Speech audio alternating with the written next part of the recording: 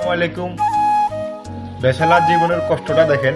আমার মামা ডিউটি করে আসে, এখন রান্না বান্না করতেছে। মামা কি করেন? আর ভাই না, কাজ শেষ করে বাড়িতে নাই, পেঁয়াজ মরিচ পেঁয়াজ কুচাইলাম, আদা রসুন নিলাম, আর এগুলো হলো সিম আর হচ্ছে কি বলে আলু, এটার মধ্যে কুচি কুচি করলাম আর কি ভাজি করলাম।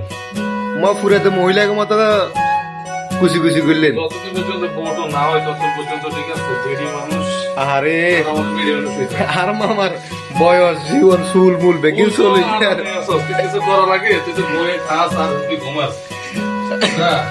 সবাই নয় মামা, বেচালার জীবনটাই কষ্ট। হ্যাঁ, তাহলে ঠিক আছে। কেউ তুই খাইতে যাইতেছে আইতে হবে, আর রান্না করি না।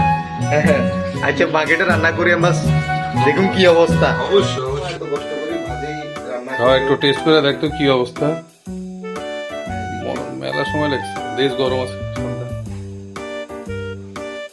এটা কি বাজি? কে সাথে নেই? এটা তো বাজি নয়, এটা হলো মাছ ফাইভ স্টারের কোনো একটা ডিশ।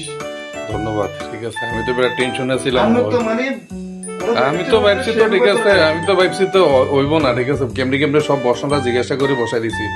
দেখ মশলা সব ঠিক আছে, মানে আসলে আমি কোনোদিন কল্পনা করি এরকম বাজি খাই না। মশলা সব ঠিক আছে নি? সব কিছু পারফেক্ট। তো জায়গা রং হইতে এ টু জেড।